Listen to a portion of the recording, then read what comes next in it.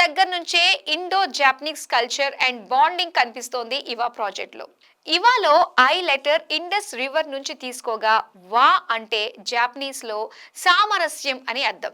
ఓ వైపు Indo Japanese architecture style, మరోవైపు నికెన్ సెకి లాంటి ప్రఖ్యాత డిజైన్ చేస్తున్న ఇవా ప్రాజెక్ట్ లో ఇంటీరియర్ అండ్ ఎక్స్టీరియర్ అన్నిటిలో జాపనీస్ మార్క్ కనిపించనుంది.